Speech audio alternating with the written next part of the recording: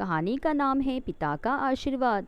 जब पिता के मृत्यु का समय निकट आया तो पिता ने अपने पुत्र रमन को बुलाया और कहा, बेटा, मेरे पास तुम्हारे लिए विरासत में देने के लिए कोई संपत्ति नहीं है, लेकिन मैंने जीवन भर सच्चाई और ईमानदारी से काम किया है, इसलिए मैं तुम्हें केवल अपना आशीर्वाद दे सकता हूँ।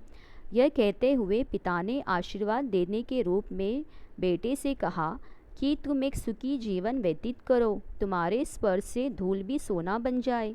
बेटा रमन ने सिर झुकाकर पिता के पैर छुए। पिता ने उसके सिर पर हाथ रखकर आशीर्वाद दिया और प्राण त्याग दिए। अब सारी जिम्मेदारियां रमन पर थीं। घर का सारा खर्चा उसे ही संभालना था, इसलिए उसने छोटे ठेले पर अपना व्यवसाय शुरू किया। धीरे धीरे उसका बिजनेस बढ़ने लगा और उसने एक छोटी सी दुकान खोल ली। कारोबार और बढ़ा। अब रमन की गिनती शहर के धनी लोगों में होती थी। रमन हमेशा मानता था कि यह सब उसके पिता के आशीर्वाद का परिणाम है, क्योंकि उसके पिता ने अपना धैर्य, विश्वास, सच्चाई, ईमानदारी कभी नहीं छोड़ी। इसलिए उसकी सारी सफलता उसके पिता के आशीर्वाद का फल है। रमन बार बार यही कहता। एक दिन उसके मित्र ने पूछा, यदि तुम्हारे पिता में इतना बल था तो उन्होंने कष्ट क्यों उठाया? उन्होंने इसका उपयोग उनके खुद के जीवन में क्यों नहीं किया? रमन ने उत्तर दिया, मैं अपने पिता की शक्ति की बात नहीं कर रहा हूँ, बल्कि उनके आशीर्वाद की शक्ति की बात कर रहा हूँ। कई साल बीत गए। रमन विदेश में व्यापार करने लगा। वो जहाँ भी व्यापार करता खूब मुनाफा कमाता। एक दिन उसके मन में आया, मुझे सिर्फ लाभ होता है तो क्या मैं एक बार हानि का अनुभव करके देखूं? तो उसने अपने एक मित्र से पूछा और उससे एक ऐसे व्यवसाय के बारे में पूछा जिससे उसे घाटा हो सकता है। मित्र को लगा रमन को अपनी सफलता और धन पर अभिमान हो गया है। उसका अहंकार दूर करने के लिए उसने एक ऐसा व्यवसाय बताया जिससे उसे हानि अवश्य होगी।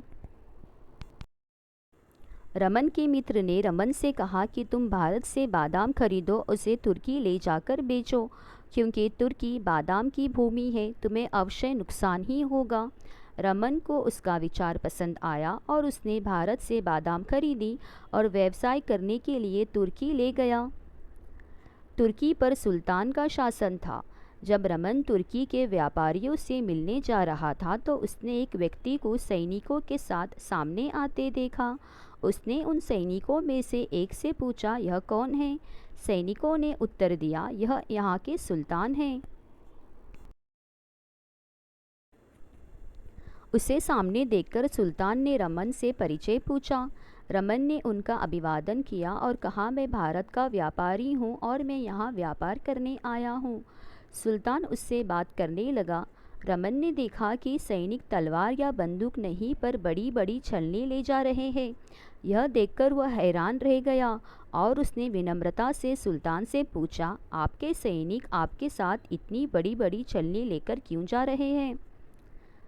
सुल्तान हंसा और बोला, बात यह है कि मैं यहाँ सुबह सैर करने के लिए समुद्र तट पर आया था और तभी मेरी एक अंगूठी मेरी उंगली से रेत में गिर गई और मैंने उस पर ध्यान नहीं दिया। अब मैंने देखा कि मेरी अंगूठी खो गई है, तो मैं मेरी अंगूठी खोजने के लिए रेत में छानने के लिए छलनी ले जाने वाले सैनिकों के साथ आया हूँ। रमन ने कहा, अंगूठी बहुत महंगी होगी। सुल्तान ने कहा, नहीं, मेरे पास इससे कहीं अधिक मूल्य अनगिनत अंगूठियाँ हैं, लेकिन वह अंगूठी एक फ़कीर का आशीर्वाद है, इसलिए मेरे लिए वह अंगूठी अमूल्य है। यह कहकर सुल्तान ने रमन से पूछा, तुम क्या व्यापार करने आए हो? रमन ने उत्तर दिया, मैं बादाम का व्यापार करने आया हूँ। सुल्तान उसके उत्तर से चकित हो गया। उन्होंने कहा, यह तो बादाम की भूमि है और आप यहाँ बादाम बेचने आए हो। आपको ऐसी सलाह किसने दी? निश्चित रूप से कोई आपका दुश्मन होगा। आपसे यहाँ बादाम कौन खरीदेगा? रमन ने कहा, मैं यह देखने आया हूँ कि यहाँ लाभ कमा पाऊँगा या नहीं, क्योंकि मेरे पिता के आशीर्वाद से मैंने अब तक जो भी व्यवसाय किया है मैंने केवल लाभ कमाया है। इसलिए अब मैं देखना चाहता हूँ कि उनका आशीर्वाद मिलेगा या नहीं।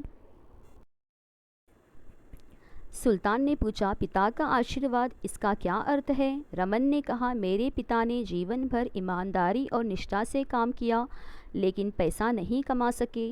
मृत्यु के समय उन्होंने मुझे ऊपर वाले का नाम लेकर आशीर्वाद दिया कि मेरे हाथ की धूल भी सोना बन जाएगी। यह कहते हुए रमन झुक गया और उसने ज़मीन से एक मुट्ठी रेत उठाई और सुल्तान के सामने अपनी मुट्ठी खोली और अपनी उंगलियों के बीच से रेत गिरा दी। दोनों रमन और सुल्तान को अपनी आंखों पर विश्वास नहीं हुआ। यह उसके हाथ में सुल्तान की खोई हुई अंगूठी थी। सुल्तान ने रमन के हाथ में अंगूठी देखकर बहुत खुश हुआ और कहा, ऊपर वाले ने तुम्हारे पिता के आशीर्वाद को सच कर दिया है। रमन ने अंगूठी देते हुए सुल्तान से कहा कि आपको भी आपका आशीर्वाद मिल गया। सुल्तान ने खुश होकर कहा, आज तुम जो भी मांगोगे मैं तुम्हें दूंगा। रमन ने कहा, आप 100 वर्ष तक जीवित रहे और अपने लोगों का अच्छी तरह से पालन पोषण करें, लोग सुख से रहे, इसके अलावा मुझे कुछ नहीं चाहिए। यह सुनकर सुल्तान और अधिक प्रसन्न हुआ और कहा, मैं तुम्हारा सारा सामान खरीद लूँगा और तुम जो भी कीमत मांगोगे मैं तुम्हें दूंगा। दोस्तों, हमें यह कहानी से यही सीख मिलती है कि हमें अपने माता पिता और बड़ों का आशीर्वाद मिल गया तो हमें दुनिया की कोई भी ताकत नहीं हरा सकती। आशीर्वाद के समान कोई अन्य संपत्ति नहीं है, इसलिए हमेशा हमें अपने बड़ों का सम्मान करना चाहिए। तो दोस्तों, आपको यह कहानी कैसी लगी कमेंट करके ज़रूर बताइए। और आपको ऐसी कहानियाँ सुनना अच्छा लगता है तो इस चैनल को सब्सक्राइब करना बिल्कुल ना भूलें। धन्यवाद।